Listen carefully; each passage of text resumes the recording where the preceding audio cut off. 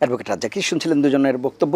যে বিষয়টা আমরা আলাপ করছিলাম যে নির্বাচনের পথে যে বিষয়গুলো চ্যালেঞ্জ বা বাধা রয়েছে, যে চ্যালেঞ্জগুলো মোকাবেলা করতে হচ্ছে, সেই জায়গায় সংস্কার, বিচার এবং যেটি বলছেন স্থানীয় সরকার না জাতীয় নির্বাচন, সেটি একটু। পাশাপাশি আরেকটি আলোচনা এসেছে পিআর। এই যে যেটি বলা হচ্ছে যে এই পিআর পদ্ধতির নির্বাচন, এটি একেবারেই নতুন একটি ধারণা আমাদের দেশের প্রেক্ষাপটে যদি চিন্তা করা যায়, সেই জায়গাতে আপনার কাছে একটু সেই বক্তব্যটা একটু শুনবো। পিআর পদ্ধতির ধারণা আসলো কেন?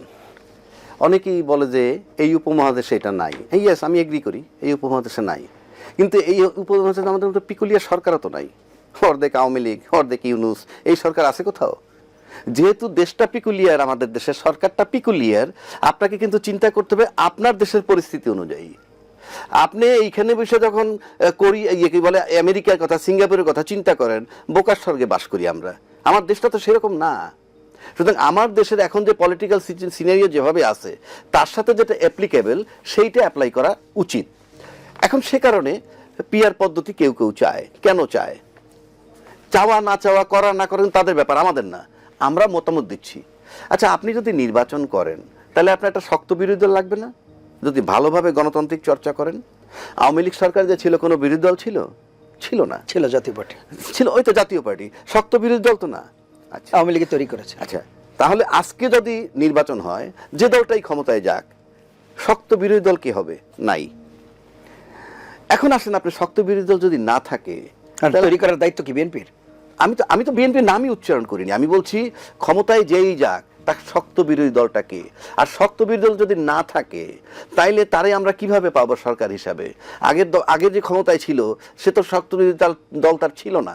এখনো যদি না থাকে, তাইলে কি হবে? এক। দুই নম্বর, শক্ত বিরোধী দলের পথ তো ধ্বংস করা হয়ে গেছে। হ্যাঁ, ঠিক আছে, ধ্বংস করা হয়ে গেছে। এখন রাতারাতি আপনি কিভাবে পাবেন শক্ত? রাতারাতি তো আমরা সবাই চাচ্ছি। বলা হচ্ছে যে 10 মাসে কি সংস্কার হইলো। হ্যাঁ, এর আগে 10 বছর, এর আগে যে নির্বাচন, 10 বছর যে নির্বাচন, লাস্ট 10 ইয়ার যদি আমি বলি, সেটা কি নির্বাচন ছিল? আপনি যদি বলেন নির্বাচন ছিল, তাহলে তারাইলাম কেন? আর যদি বলেন নির্বাচন ছিল না, 10 বছর ধৈর্য ধরছেন, এখন পারবেন না কেন? ওটা তো নির্বাচন ছিল না। যদি ছিল বলেন, তাহলে তারাইলেন কেন? আর যদি না থাকে, ওটা ছিল না বলেন, নির্বাচন ছিল না, হ্যাঁ, তাহলে আরো ধৈর্য ধরেন। এক কারণ, সংস্কার করতে হবে। কেন করতে হবে? ওই সময় যে নির্বাচনটা হয়েছে, যে রাজনৈতিক দলগুলো নির্বাচনে যায়নি, তাদের সবচেয়ে বড় অজুহাত কি ছিল? লেভেল প্লেইং ফিল্ড নাই। এটা তো ছিল। এই লেভেল প্লেইং ফিল্ড যখন নাই, লেভেল প্লেইং ফিল্ড নিশ্চিত করে কে? প্রশাসন। বাংলাদেশের নির্বাচন কমিশন বলতে যাবো যে তাদের সারা বাংলাদেশের লোক হবে 8-10 হাজার, কিন্তু নির্বাচনের সময় প্রশাসন তাদের অধীনস্থ হয়। ফলে প্রশাসনই হলো মাস্টার লেভেল প্লেইং ফিল্ড নিশ্চিত করার। তাহলে যে প্রশাসনের অধীনে আপনারা নির্বাচনে যাননি, কোনো রাজনৈতিক দলগুলো আওয়ামী লীগ ছাড়া, সেই রাজনৈতিক দলগুলোর এখন ওই একই প্রশাসনের উপরে আস্থা কেন? আপনি তো যান নাই নির্বাচনে, ওদের উপরে আস্থা নাই বলে। এখন কিন্তু আস্থা হয়েছে। পরিবর্তন হয়েছে না? এখন পরিবর্তন কোথায়? 7 তালাটা 3 তালায়, 3 তালাটা 5 তালায়, 5 তালাটা 9 তালায়। এই তো প্রশাসন, এই তো প্রশাসন। কমিশন পরিবর্তন। তারপরে আমি হ্যাঁ, কমিশন। তারপরে বলছি, প্রশাসন কিন্তু একটা ফ্যাক্টর বাংলাদেশের নির্বাচনে।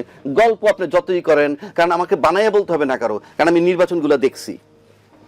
এই প্রশাসনিক কোঅপারেশন কোথায় পাবে? আপনি যদি বলেন যে নির্বাচনের সময় সেন্টার দখল হয়, নাথিং নিউ ইন বাংলাদেশ, তাহলে সামনের নির্বাচনে যে হবে না, তারও কোনো গ্যারান্টি নাই। তর্কের খাতিরে বলছি। এখন আসেন, যদি নির্বাচনে সন্ত্রাস হয়, মানে সামনের নির্বাচনে কেন দখল করতে হবে? দখল করতে হবে যদি মানে এখনকার প্রেক্ষাপটটা সময়ের প্রেক্ষাপটের চেয়ে ভিন্ন নয়। সেটাই বলতেছি। আপনি প্রশাসন যদি ফ্যাক্টর, প্রশাসন কি চাইবে জানেন? এমন একটা দল ক্ষমতায় আসুক, যে দলটা আসলে তারা ভাববে যে আমাদের অতীত কর্মকাণ্ডের জন্য আমরা আনসারেবল নাও হতে পারি। কেন? সম্প্রতিকালে কিন্তু আমলাদের ভিতরে একটা ভয় ঢুকছে, সেটা নুরুল হুদার গ্রেফতারের মাধ্যমে। নুরুল হুদার গ্রেফতারের পরে কিন্তু হাবিবুল্লাহ আউয়াল সাহেব গ্রেফতার হয়েছেন। বাংলাদেশে কিন্তু আমলা গ্রেফতার সরকার পতনের পর সাধারণত আমরা দেখিনি, এবং সেটা বিএনপির মামলার পরেই। সেটা বিএনপি মামলা করুক, সেটা নিয়ে মামলার পরেই হয়েছে। সেটা বরং আমার কাছে দুঃখজনক। বিএনপির মামলা করতে হলো কেন? উচিত ছিল তো অন্যভাবেই নেওয়া। কিন্তু আমার প্রশ্ন হচ্ছে এই যে আমলাদের ভিতরে ভয় ঢুকেছে, সুতরাং আমি মনে করি যে নির্বাচনের সময় যদি আপনি সংস্কার প্রপারলি না করেন, পাওয়ারের ভারসাম্য যেগুলো আমরা আগে বললাম সেটা নিশ্চিত না করতে পারেন, তাহলে প্রশাসন এমন একটা দলকে ক্ষমতায় নেওয়ার জন্য সুযোগ খুঁজবে যারা আসলে পরে তারা তাদের কাছে নিরাপদ মনে করবে। এবং আমরা যদি সেটা দূর থেকে দেখি তাহলে ওই রকম যদি আসে যে তারা সেফ হয়ে এই কর্মচারীর সেফ নিশ্চিত হবে, তাইলে কিন্তু বিচারও আর হবে না। এবং এই যে নিশ্চিত হওয়াটার কারণে আমরা কিন্তু অনেক জায়গার থেকেই পিছিয়ে যাব, কারণ আমাদের কিন্তু টার্গেট দেশটাকে যদি গঠন করতে হয় অ্যাক্টিভিটিজের বিচার করতে হবে। এবং আমরা জানি যে দলগুলো দৃশ্যমান, যাদের প্রভাব দেখা যায় এই মুহূর্তে, তাদের ভিতরে কারা ক্ষমতায় গেলে প্রশাসন সেফ, কারা ক্ষমতায় গেলে প্রশাসন সেফ না, সেটা কিন্তু প্রশাসন জানে। সুতরাং আমি নির্বাচনের ক্ষেত্রে এই প্রপার সংস্কার যদি না হয় তাহলে কিন্তু সেই আগের জায়গায় আমরা চলে যাব। এটার কারণ হচ্ছে আমাদের যে অতীত অভিজ্ঞতা আমরা দেখেছি কোন দলগুলো কি করেছে। সুতরাং সেখানে আমরা তো আস্থার সংকট আমাদের আছে। সুতরাং এই জন্য এই যে দলগুলোর ভিতর কি পরিবর্তন, যদি আমি অতীত অভিজ্ঞতার পরিবর্তনটা নাই কেন আমি বলি না পরিবর্তন কি আপনি দেখতে পাচ্ছেন কিনা? আমি দেখতে পাচ্ছি না। কেন দেখতে পাচ্ছি না আমি বলি, সংস্কার দলের ভিতরে সংস্কার সবাই বলে যে আমরা এত দফা সংস্কার করতে চাই। কই, আপনি যদি আপনার গঠনতন্ত্রে ঢুকাইয়ে ফেলতেন তাহলে কিন্তু আমার একটা আস্থা আসতো। আপনি রাষ্ট্রের দিকে তাকাই আছেন কেন? আমার গঠনতন্ত্রে আমি ঢুকাই না। কই, আমি তো ঢুকাইনি। না, রাষ্ট্রের আগেই তো, রাষ্ট্র যখন সংস্কারের কথা বলে নাই তার আগেই তো 31 দফা দেওয়া হয়েছে, কিন্তু আপনার গঠনতন্ত্রে ঢুকেছে। কথাটা বুঝেন নাই, আপনার গঠনতন্ত্রে ঢুকেছে কিনা। আমি করছি, this is my plan, that is one thing. আর আপনি এনশিওর করেন আমাদেরকে এনভায়রনমেন্টটা দেখতে হবে, yes this is the environment. আপনি যদি একটা জিনিস লিখিতভাবে দলিল বানিয়ে ফেলেন তখন আমি হ্যাঁ এটা দলিল হয়েছে, আমি এসে করবো। রাজাকি ভাই, আরেকটি ব্যাপার আপনার কাছে কি মানে এর ইতিবাচক ভাবে দেখেন কিনা, যেহেতু আমরা বড় রাজনৈতিক দলগুলোর কথা বলছি, তাদের তো ইতিবাচক বিষয়গুলো আমরা দেখতে চাই। সেই জায়গাতে 70 অনুচ্ছেদের ব্যাপার কিংবা 10 বছর ক্ষমতায় থাকবার বিষয়, প্রধানমন্ত্রীর মেয়াদ, সেই বিষয়গুলো যখন বিএনপি মেনে নেয়, সেই বিষয়টিকে কি আপনি ইতিবাচক ভাবে দেখেন? আমার কাছে কিন্তু বিএনপি জামাত কোনো ইস্যু না। আমি বলছি এই যেটা আপনি বললেন 70 অনুচ্ছেদের কথা, এটা হলো দৃশ্যমান কিছুতে দেখাইতে হবে, কারণ আমরা চাই তো নির্বাচন।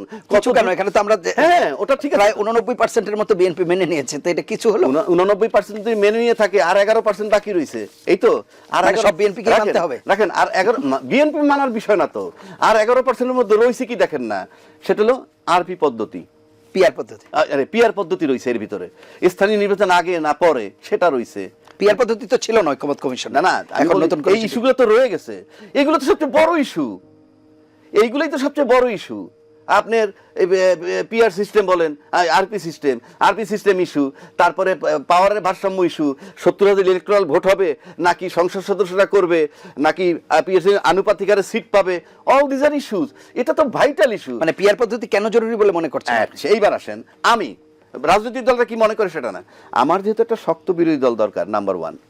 নাম্বার 2 হচ্ছে পার্লামেন্ট তো XYZ, খালি আমরা লিমিটেড কয়টা লোক। আওয়ামী লীগের সময় কিন্তু শক্ত বিরোধী দল ছিল বিএনপি, কিন্তু সেটা মাঠে না মানে সংসদে ছিল, সেটা আপনি অফিসিয়াল এটা বলতে পারবেন না। ওটা তো বরং বিএনপির সৌভাগ্য যে আওয়ামী লীগ 16 বছর তাদেরকে গালাগালি করে রাজনীতির মাঠে রাখছে, মানে আছে বিএনপি, এবং বিএনপি ছিল তাদের বিরোধী দল, ভয়ের কারণ ছিল তাদের বিএনপি। এখন যেটা আমি বলতে চাচ্ছি, পার্লামেন্টে যদি আপনি সব দলের প্রতি, সব দল না, আমি বলবো বিভিন্ন মতের লোক দরকার, কেননা ওখানে যদি আপনি একটা দল যান। এখন দীর্ঘদিনে আওয়ামী লীগ যেটি ধ্বংস করে গিয়েছে, আপনি কি রাতারাতি একটা শক্তিশালী বিরোধী দল পাবেন? আমি আপনার হয়তো 10 বছর 15 বছর লাগবে, সেই 10-15 বছর কি ভোট ছাড়া চলতে থাকবে? একমত, এই কথার সাথে তুমি একমত, কিন্তু সেগুলো তো রাজনৈতিক দলেরও মানতে হবে যে 10 মাসে সম্ভব না, কারণ সরকার তো এখন পর্যন্ত কমপ্লিটলি দুই ভাগে সরকার বাংলাদেশে, স্বৈরাচারের দোসর রয়ে গেছে রাষ্ট্রপতি গণভবনে, মনে করেন তো আপনি কিভাবে আশা করেন? সুতরাং আমি মনে করি যেহেতু প্রতিনিধি দরকার, যদি আপনি গণতন্ত্রে বিশ্বাসী হন, আপনি সবচেয়ে বড় দল তো ক্ষমতায় যাবেনই, সেখানে যদি অন্যান্য ছোট দল থেকে কিছু আসে, কয়টা সিট আসবে? ধরেন না জামাত পাবে 30টা সিট। না, পিআর পদ্ধতিটা হতো খুব গোলমেলে, মানে এখানে যারা ভোট দিবে তারা নিজেরা জানবে না যে তাদের এমপি কে হবে। No there is a system. না সেটা আবার তো অন্য, তখন তো 300 সিটে প্রার্থী যাবে না, তখন বলা থাকবে 300 সিটে প্রার্থী থাকলে মানে আমার আসনে কে এমপি হবে, আমি যে কাকে এমপি এটা তো তখন বলতে পারবো না, তখন তো মোট ভোটের উপর ডিপেন্ড করে, সেটা প্রপোর্শনাল দিয়ে তারপরে আসন কি বিন্যাস করা হবে। নিয়ম আছে, সেটা আপনি আপনার প্রার্থী সিরিয়াল করে দিবেন, 1 থেকে 300 প্রার্থী সিরিয়াল করে দিবেন, আনুপাতিক হারে যা পাবেন টপের থেকে নেবেন, এটাই নিয়ম।